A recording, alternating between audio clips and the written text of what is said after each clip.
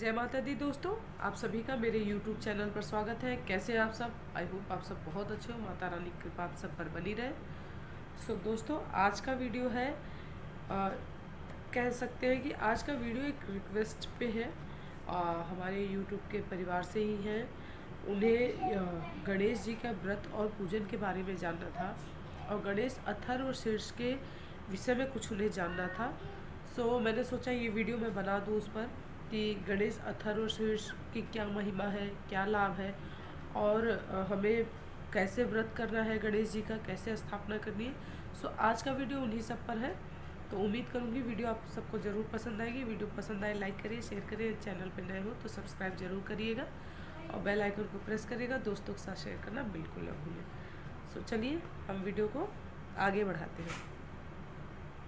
तो सबसे पहले मैं आपको ये बता देती हूँ कि गणेश जी का व्रत जो है वो आप अपने क्षमता अनुसार, या आपने अपनी कुंडली दिखवाई हो या आप किसी ज्योतिषी से मिले हो, उन्होंने अगर आपको व्रत रखने के लिए कहा है तो आप ऐसे भी रख सकते हैं।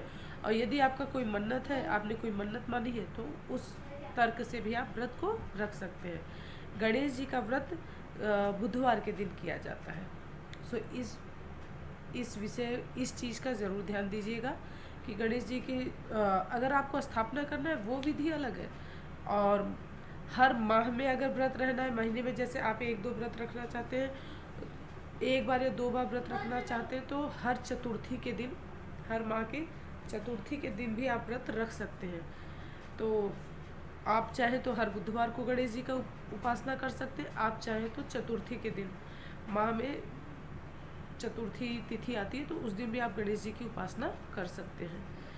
अब मैं आपको बता देती हूँ कि हमें, अगर हम जैसे बुधवार को पूजा कर रहे हैं या हम हर माह की चतुर्थी को पूजन कर रहे हैं, तो हमें पूजन किस प्रकार से करना है, व्रत को किस ढंग से करना है, अब मैं आपको उस विषय में बताती हूँ। सबसे पहले आपको, अगर जैसे आपका बुध ग्रह खराब है, मैंने जैसे कि अभी आपको बताया था कि अगर आपको किसी ज्योतिषी ने कहा है कि आपको बुधवार का व्रत रहना चाहिए, आपको गणेश जी की पूजन करनी चाहिए। कई बार ऐसा होता है कि आपके जैसे कुंडली में बुध ग्रह सही नहीं है, इसलिए हमें बुधवार का व्रत रहने के लिए कह दिया जाता है। तो वो तो आपको ज्योतिषी ही बता देंगे कि आपको कितने बुधवार का व्रत रहना है। यदि आपका कोई मन्नत है कि हाँ गणेश जी के लिए, आप गणेश जी से आपने कोई मन्नत मांगी हो, पूर्ण हुई हो, तो उसके लिए भी आप चाहें तो व्रत का संकल्प कर सकते हैं। तो सर्वप्रथम आपको बुधवार के दिन सुबह उठकर अपना हर कार्य करके, घर की साफ सफाई करके, नित्य कर्म से निवृत्त होने के बाद आपको नहा धोकर हरे रंग का वस्त्र पहनना है। इस चीज़ का आपको विशेष ध्यान देना है। जैसे हम गुरुवार के व्रत में हम पीले रंग के वस्त्रों का उपयोग करते हैं, इसी प्रकार हमें बुधवार के व्रत में हमें हरे रंग के वस्त्र का उपयोग करना पड़ता है।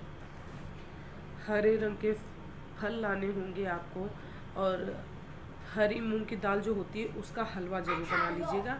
हनुमान जी, क्षमा चाहती हूँ, गणेश जी को मूंग की दाल का हलवा जरूर चढ़ता है। बेसन के लड्डू, मोदक, ये सब उनका प्रिय भोग है, तो ये ज़रूर रखिएगा आप। तो आप एक चौकी लगा लीजिए, चौकी पर आप गणेश जी की स्थापना कर लीजिए। अगर आपने नई मूर्त ली है तो उनकी स्थापना आप कर सकते हैं, और अगर पहली बार मूर्त रख रहे हैं तो कलश की स्थापना, मैंने जैसे कि हमेशा बताया है कि कलश स्थापना हमें ज़रूर करनी चाहिए।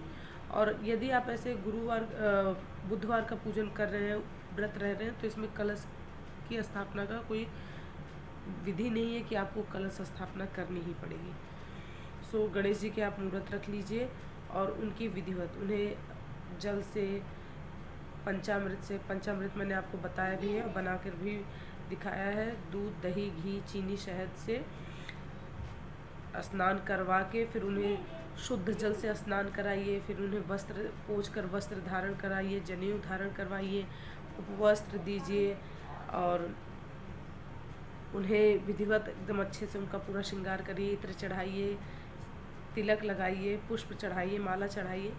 इस प्रकार से पूरा पूजन करने के बाद आपको धूप दीप दिखाना है, नैवेद्य दिखाना है और उनका विधिवत पूजन करना है। आप गणेश चालीसा का पाठ कर सकते हैं, आप गणेश अथर्व शीर्ष का पाठ करिए, आप गणेश जी की आरती करिए।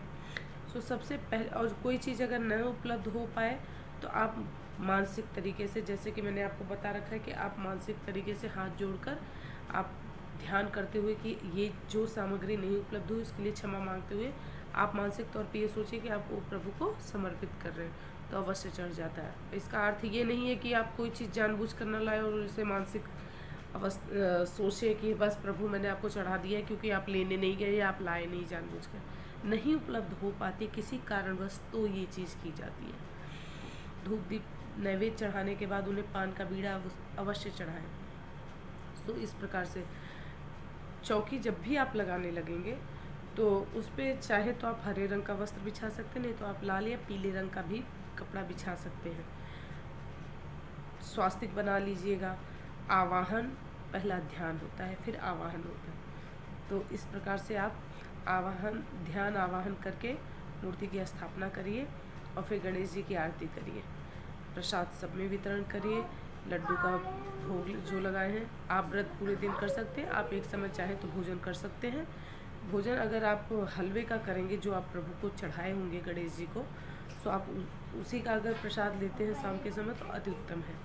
सो इस प्रकार से बुधवार का व्रत किया जाता है। आप शाम के समय मूंग की दाल का हलवा खा सकते हैं। एक अन्न आप ये कर सकते हैं। वैसे वो मूंग की दाल का हलवा अगर हो तो अति उत्तम है। इस दिन गाय को हरा चारा अवश्य खिलाना चाहिए। हरी रंग की चीज़ों का दान करना चाहिए। हरी सब्जियों का, हरे फल का दान जरूर करना चाहिए। अगर बुध ग्रह आपका कमज़ोर है तो इस चीज़ का आपको विशेष ध्यान देना है। सो इस प्रकार से गणेश जी की पूजा में बहुत ज़्यादा कोई बहुत बड़ा तामझाम नहीं करना होता। इसी प्रकार से अगर आप चतुर्थी पर व्रत करते हैं, हर माह की चतुर्थी तिथि पर अगर व्रत करते हैं, उसमें भी पूजन इसी प्रकार से होता है। और विधिवत अगर आप जैसे गणपति की स्थापना महाराष्ट्र में की जाती है उस तरीके से करना चाहते हैं तो वो भाद्रपद की चतुर्थी तिथि को होता है। सो उसमें आप वो वीडियो मैंने ऑलरेडी अपने चैनल पर अपलोड कर रख दिया है कि मैं कैसे मुहूर्त लेके आती हूँ, कैसे हम तैयारी करते हैं, कैसे स्थापना करते हैं, वो मैंने विधिवत, और 5 दिन बप्पा की सेवा हम किस प्रकार से करते हैं वो मैंने विधिवत वीडियो डाल रखा है। आप वहाँ से वीडियो वॉच कर सकते हैं। अगर आपको और कोई जानकारी चाहिए होगी जो मैंने हो सकता है नहीं बताई हो, सो वो आप मुझे कमेंट करके पूछेंगे तो मैं अवश्य आपको बता दूँगी। और अगर आप जैसे कंटिन्यू हर महीने रहना चाहते हैं, आप इस ढंग से भी व्रत रह सकते हैं। यदि आपको उद्यापन करना है कि आप 11 बुधवार, 21 बुधवार या 51 बुधवार रहना चाहते हैं, देन उसके बाद आपको उद्यापन करना है। पूजा विधि पूरा यही रहेगी। उसमें गणेश जी के लिए वस्त्र वगैरह और कुछ बर्तन, फल सब रख के वो दान किया जाता है। प्रॉपर हम ब्राह्मणों को देते हैं। हवन किया जाता है उसमें।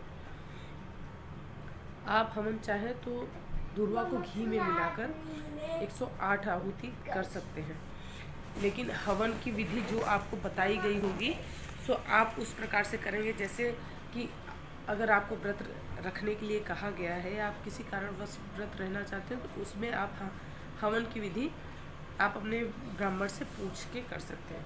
आप चाहें तो ब्राह्मण को ही बुला लीजिए, हवन उन्हीं से भी करवा सकते हैं। सो ये है पूरी उद्यापन विधि। आपको पूजा पाठ इसी तरीके से करना है। और अगर आप हवन करने के लिए बुला लेते हैं, हवन करने के लिए अगर ब्राह्मण को बुला लेते हैं तो हवन जब करा देंगे तो उसके बाद जो वस्त्र आप लेके आए वो आप उन्हें दे सकते हैं। खीर का भोग भी अवश्य लगाइएगा। मोदक ज़रूर चढ़ाइएगा भगवान को, क्योंकि हमारे बप्पा को मोदक अति प्रिय है। और मोदक की भी रेसिपी मैंने आपके साथ शेयर की है। घर में बहुत ईजिली, बहुत जल्दी मोदक बन जाता है। गुड़ का मोदक होता है, चावल के आटे से बनता है। सो वो भी वीडियो ऑलरेडी मेरे चैनल पर है, आप देख सकते हैं कि मोदक घर पे कैसे बनाते हैं। सो इस प्रकार से देखिए, बहुत थोड़े में बप्पा खुश हो जाते हैं। बप्पा के लिए बहुत ज़्यादा आपको तपस्या करने की ज़रूरत नहीं होती। कुछ थोड़ी सी चीज़ों में बहुत जल्दी प्रसन्न हो जाते हैं। हाँ, बप्पा को दुर्वा की माला ज़रूर चढ़ाइएगा। मुंबई में तो गणेश चतुर्थी के टाइम पे बहुत महंगी माला मिलती है, यहाँ पे भी, दिल्ली में भी। और मैं तो खुद ही तोड़ के ला के उसे बना के बढ़िया सा 11, 21 गांठ बना के प्रॉपर उसे 21 जगह से या 11 जगह से बना के बप्पा को पहना देती हूँ। अगर आप मेरी गणेश चतुर्थी की वीडियो देखेंगे तो उसमें हमारे बप्पा पहने हुए हैं। सो इस प्रकार से आपको पूजन करना है। उन्हें दुर्वा अवश्य चढ़ाइएगा। गुरु जी तो बताते हैं कि ओम गण गणपतये नमः बोलते हुए पप्पा को 108 दुर्वा जरूर चढ़ाना चाहिए, परंतु दुर्वा के साथ एक एक लड्डू भी होना चाहिए। सूखा दुर्वा नहीं चढ़ता उन्हें, इस चीज़ का आपको ध्यान देना है। जब भी आप अगर पप्पा को दुर्वा चढ़ाते हैं या एक गांठ बना के 21 दुर्वा की एक गांठ बना के अगर पप्पा को आप समर्पित करते हैं, या 21 गांठ चढ़ाते, 51 गांठ चढ़ाते या 108 गांठ चढ़ाते हैं, तो उतने ही लड्डू भी होने चाहिए, मिष्ठान जरूर होना चाहिए। ये नहीं सिर्फ और सिर्फ आप उन्हें दुर्वा का चढ़ा दिया बस भगवान पप्पा खुश हो जाएंगे, जी नहीं। आपको गणेश जी को दुर्वा के साथ लड्डू भी जरूर चढ़ाना चाहिए। जैसे जिस प्रकार हनुमान जी को आप भोग लगाते हैं तो तुलसी दल रखना जरूरी होता है, वैसे इस प्रकार एक छोटी सी आपको कहानी बता देती हूँ कि दुर्वा चढ़ाने के पीछे की वजह क्या है कि बप्पा को दुर्वा चढ़ाया जाता है, उसके पीछे क्या कारण हो सकता है, क्यों चढ़ता है। सो आज कल के समय में लोगों को पहले ये जानना होता है कि ये चीज़ होता क्यों करते हैं। सो मैं बता दे रही हूँ कि प्राचीन काल में, बहुत पुराने समय में एक दैत्य था जिसका नाम था अनलासुर। अनलासुर जो था वो मतलब देवताओं को बहुत परेशान कर रहा था, उसके साथ युद्ध हो रहा था। तो देवताओं के आग्रह करने पे भगवान गणेश जी का युद्ध हुआ और उसे भगवान निगल ले गए, बप्पा उसे निगल ले गए। उस असुर को निगल लेने के बाद उनके पेट में बहुत जलन हुई, बहुत जलन होने लगी। बहुत उपाय किया गया, बहुत उपचार किए गए, लेकिन बप्पा को आराम नहीं हो रहा था। विघ्नहर्ता के पेट में जलन बहुत थी। कहते हैं कि कश्यप ऋषि ने उन्हें दुर्वा खिलाया, तो जिससे उनके पेट की जलन को जो कहते हैं शांत हो गई, खत्म हो गई उनके पेट की जलन बप्पा के। तब से ये मान्यता है कि बप्पा को दुर्वा बहुत प्रिय है और उन्हें चढ़ाना चाहिए। तो बप्पा को दुर्वा तभी से बहुत प्रिय है, वो दुर्वा बहुत पसंद करते हैं। तो तब से ये प्रथा है कि बप्पा को दुर्वा अवश्य चढ़ानी चाहिए हर बुधवार को। अगर आप पर डे नहीं कर सकते तो हर बुधवार के दिन अवश्य चढ़ाएं। और आपको एक चीज़ और बता दूं, जो भोलेनाथ को चढ़ता है, जैसे भांग, धतूरा, समी का पत्ता, ये सब भी बप्पा को भी चढ़ाया जाता है। सो इस प्रकार से बप्पा का आपको पूजन करना है। अब मैं बता दूं गणेश अथर्वशीर्ष के बारे में कुछ। गणेश अथर्वशीर्ष बहुत ही लाभदायक मंत्र है। इससे आपके घर की सुख, संपत्ति, धन, वैभव हर एक में वृद्धि होती है, मानसिक शांति होती है, रोग शोक सब आपके घर से, आपके जीवन से दूर होते हैं।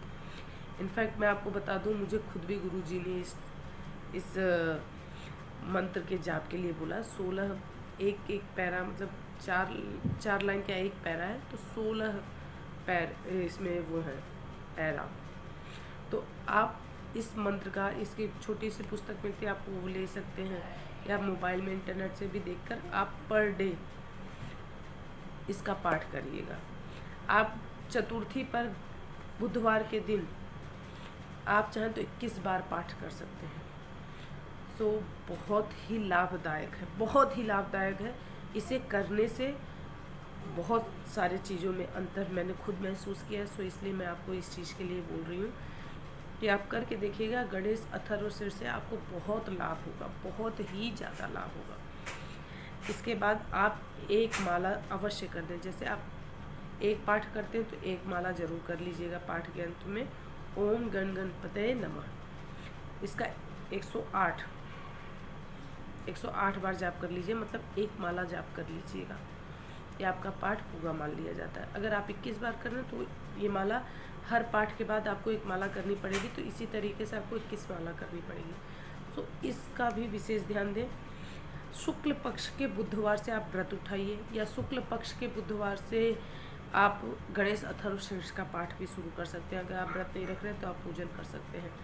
हर बुधवार के दिन आप विशेष पूजा भी कर सकते हैं गणनायक जी की। गणेश चतुर्थी पर कर सकते हैं, हर माह के चतुर्थी पर भी पूजन किया जाता है। और ओम गण गणपतये नमः बोलते हुए अगर जैसे आप पूछ लीजिए तो आहुति भी की जाती है, मतलब हवन भी किया जाता है। सो इस प्रकार से गणेश जी की पूजा होती है। गणेश जी का पूजन हर पूजा पाठ में सर्वप्रथम किया जाता है, तो इस विषय पे भी आपको ध्यान देना है। गणेश पूजन से पहले आपको दहली पूजन जरूर करना चाहिए, क्योंकि कहते हैं गणेश देव के जो स्वरूप हैं, दहली पूजन पे भी एक गणेश जी निवास करते हैं, तो वहाँ पर भी कहते हैं आपके दहली पर भी भगवान देवी देवताओं का निवास होता है, वो वहाँ से आते हैं, उनके पद के चिन्ह होते हैं। तो इस चीज़ का आपको ध्यान देना है। आवाहन करते समय एक चीज़ का ध्यान दीजिएगा, बहुत सरल मंत्र है जो यथासंभव सबके यहाँ होता है। ओम गजाननं भूतगणाधिसेवितं कपितजम्बूफलचारुभक्षणं उमासुतं शोकविनाशकारकं नमामि विघ्नेश्वरपादपङ्कजं। वक्रतुण्डमहाकाय सूर्यकोटिसमप्रभः निर्विघ्नं कुरु मे देव सर्वकार्येषु सर्वदा। सो इस प्रकार से आपको गणेश जी का पूजन के समय इसी प्रकार से मंत्र को बोलते हुए शुरुआत करनी है। गणेश अथर्वशीर्ष का ज्योतिषी के हिसाब से जो मैंने आपको बताया, कई सारे जहाँ जैसे कहते हैं ना कि मोटिवेशनल चीज़ें जहाँ होती हैं, इंस्टीट्यूट वगैरह होते हैं, वहाँ पर भी गणेश अथर्वशीर्ष का पहले पाठ ही करवाया जाता है। बहुत सारी जगह ये चीज़ होती है। सो ये एक ढंग से आपके मानसिक शांति के लिए एक ढंग से थेरेपी है, अपने आप को एकदम मोटिवेट करने के लिए अच्छे तरीके से। इसके बहुत सारे लाभ हैं, यदि आप करेंगे तो ये इसके लिए तो कहते हैं कि हम तो बहुत तुच्छ हैं, हम इसके विषय में बहुत ज़्यादा नहीं बोल सकते, लेकिन यदि आप करेंगे तो आप खुद इस अंतर महसूस करेंगे, आप खुद कमेंट करके कहेंगे वाकई ये चीज़ बहुत ही अलग है। दुख तकलीफ़ हर एक चीज़ को समाप्त कर देती है। सुख संपत्ति धन वैभव इस दुनिया में तो सभी को चाहिए। सो भगवान गणनायक की कृपा से सारे विघ्न को दूर करते हुए हमें ये सौभाग्य प्राप्त कराते हैं कि हमें धन वैभव सुख संपत्ति सब प्रदान करते हैं। सो इस प्रकार से पूजन करने के बाद आप गणेश अथर्वशीर्ष का पाठ करेंगे। आप एक माला करेंगे ओम गण गणपतये नमः। आप चाहे 10 माला 11 माला आप कर सकते हैं, और फिर उसके बाद आप गणेश जी की चालीसा, देन उसके बाद हवन आरती करेंगे। सो इस प्रकार से आप बुधवार को पूजन कर सकते हैं। गणेश अथर्वशीर्ष का पाठ आपको डेली करना चाहिए। अगर आप बुधवार से शुरुआत आप बुधवार से करिए और प्रतिदिन करिए उसे। इस चीज़ का आपको विशेष ध्यान देना है कि आप महिलाएं अगर करती हैं तो बहुत अच्छा है। आप 5 दिन तक मत करिएगा, क्योंकि उस समय व्रत और पूजन या कोई भी माला हमें नहीं करनी चाहिए, और बाकी दिनों में आप कर सकते हैं। और इसकी शुरुआत आपको बुधवार से करनी है। अगर आप व्रत भी रहते हैं तो जैसे कि मैंने आपको बताया कि वो शुक्ल पक्ष के बुधवार से ही उठाइएगा, जब उजाला पक्ष होता है तब।